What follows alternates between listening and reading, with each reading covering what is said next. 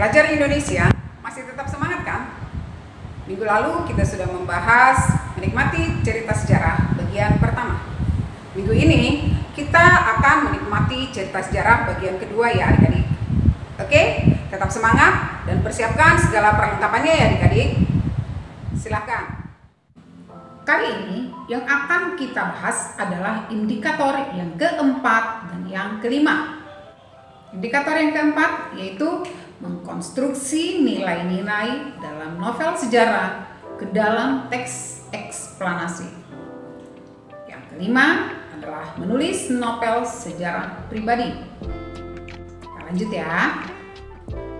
Sebagai pengingat, teks cerita sejarah adalah kisah imajinasi yang ditulis dengan tokoh atau latar sejarah yang benar-benar terjadi. Yang kedua, teks sejarah adalah tulisan yang berisi cerita, kejadian atau peristiwa yang benar-benar pernah terjadi atau berlangsung di masa lalu. Selanjutnya, kita akan membuat perbandingan teks sejarah dengan novel dan teks fiksi sejarah. Persamaan yang pertama, ketiga-tiganya sama-sama bersifat naratif. Artinya dikembangkan dengan menggunakan daya penceritaan, narasi, cerita. Yang kedua, teks cerita sejarah, novel, dan teks fiksi sejarah berpola kronologis kausalitas berdasarkan urutan waktu. Yang ketiga, teks cerita sejarah, novel, dan teks fiksi sejarah banyak menggunakan konjungsi temporal, yaitu kemudian, lalu, dan setelah. Sekarang kita akan lanjut pada perbedaan ketiga-tiganya. Yang pertama, teks cerita sejarah itu bersifat faktual, fakta pernah ada.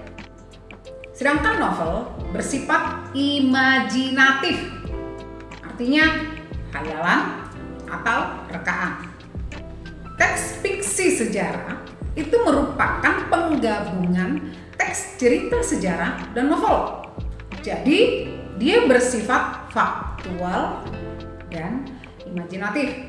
Mungkin kamu pikir kok bisa sih? Ya, digabungkan kedua-duanya. Lanjut ya. Perbedaan yang kedua, rangkaian peristiwa pada teks cerita sejarah bersifat gradual, artinya pasti dan tidak dapat ditambah-tambah. Sedangkan pada novel, rangkaian peristiwa bersifat hierarkis atau bebas, atau tergantung pada pengarang. Pada teks fiksi sejarah, rangkaian peristiwa bersifat gradual atau lebih menyerupai sejarah. Kemudian, perbandingan yang selanjutnya, teks cerita sejarah itu memiliki kepastian pada akhir cerita sebagai konsekuensi dari peristiwa sebelumnya. Novel ini mungkin untuk tidak adanya kejelasan pada akhir cerita. Bahkan kadang-kadang penyelesaiannya diserahkan kepada pembaca yang kita sering sebut hanging.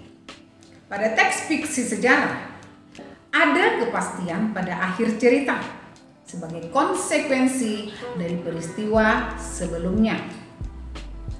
Perbedaan yang selanjutnya adalah tokoh dan hubungan antar tokoh pada cerita teks sejarah harus sesuai dengan kenyataan yang telah terjadi. Sedangkan pada novel, tokoh dan hubungan antar tokoh berupa imajinasi, tergantung pengarang maksudnya ya. Sedangkan pada teks fiksi sejarah, tokoh dan hubungan antar tokoh seperti bias, bisa berupa kenyataan atau bisa juga bersifat imajinasi atau rekayasa. Sekarang kita lanjut kepada indikator yang selanjutnya. Bagaimana cara mengkonstruksi nilai-nilai dalam novel sejarah ke dalam teks eksplanasi? Teks eksplanasi merupakan teks faktual yang di dalamnya hanya memuat fakta. Jadi, meski topik yang ditulis tersebut diambil dari teks cerita sejarah, penyajiannya harus tetap memperhatikan karakteristik teks eksplanasi. Ketika kita membuat teks eksplanasi, kita harus meninggalkan sifat novel sejarah yang fiksi. Jadi harus lebih faktual atau fakta. Oke, selanjutnya adalah indikator yang kelima. Bagaimana sih cara menulis sejarah pribadi? Ada beberapa langkah yang bisa kita lakukan. Yang pertama, carilah dokumen-dokumen yang penting. Dokumen yang penting itu misalnya apa? Akte kelahiran, foto-foto waktu kecil tentang Anda. Mungkin dulu pernah surat menyurat, baik itu pakai kertas atau surel, atau surat elektronik dengan orang lain.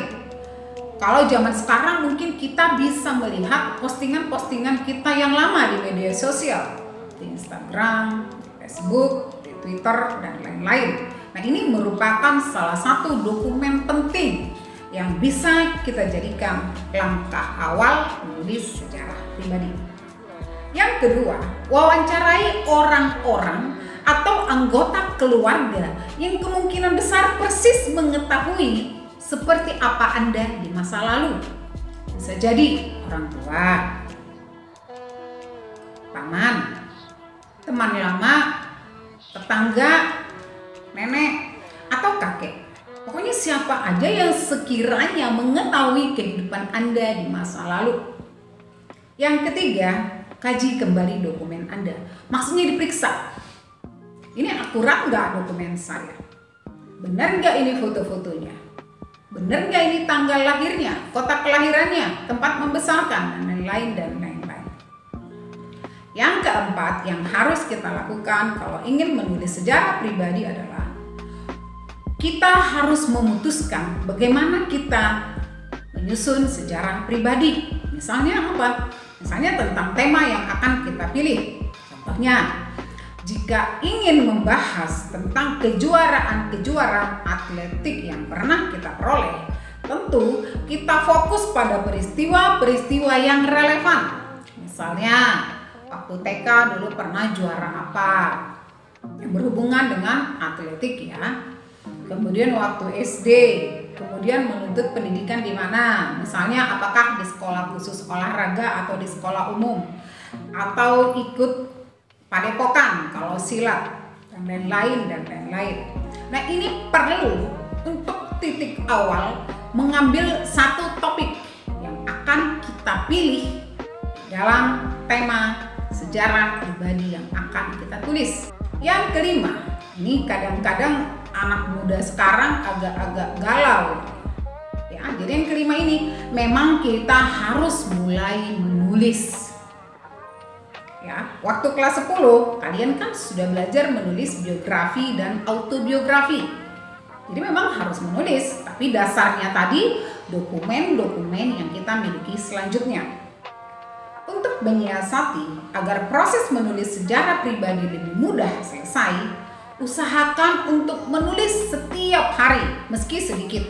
Karena ada pepatah pendidikan yang mengatakan lebih baik 5 kali 1 daripada 1 kali 5. Artinya lakukan secara kontinu, terus menerus. Setiap hari sedikit, setiap hari sedikit, setiap hari sedikit. Lama-lama menulis akan menjadi hobi Anda. Yang keenam, sunting cerita Anda.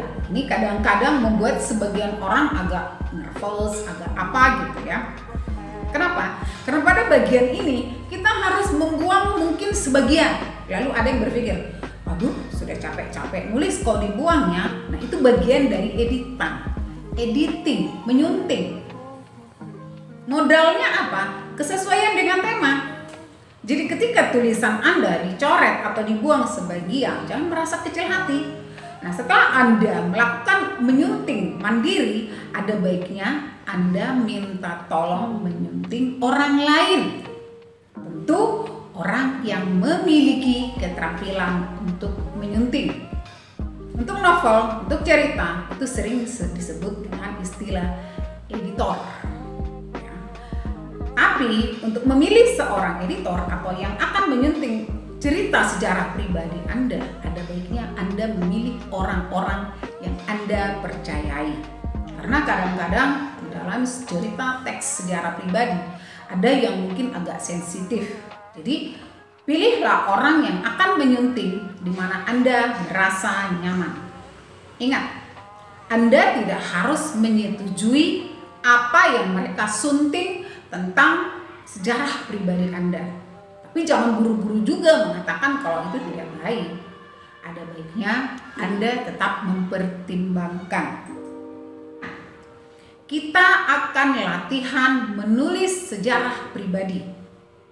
Langkah-langkahnya yang pertama tentu kita harus menetapkan tema. Karena tema ini merupakan dasar untuk memahami kita akan mulai dari mana. Di awal penulisan teks sejarah pribadi, mungkin kita atau Anda atau adik-adik boleh memilih tema yang mungkin agak-agak ringan.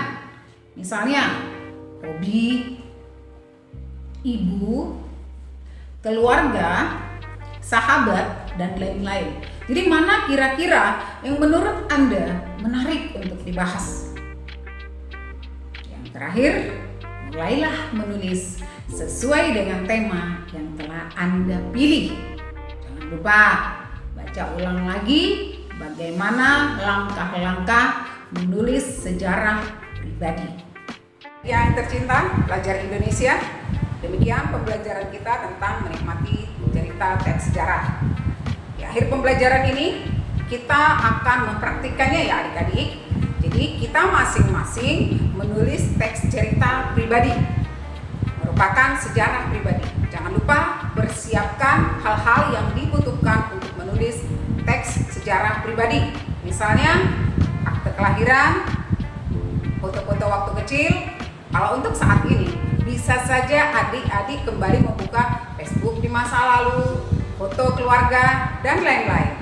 Oke pelajar Indonesia, sampai ketemu pada pertemuan selanjutnya. Semangat dan tetap berprestasi.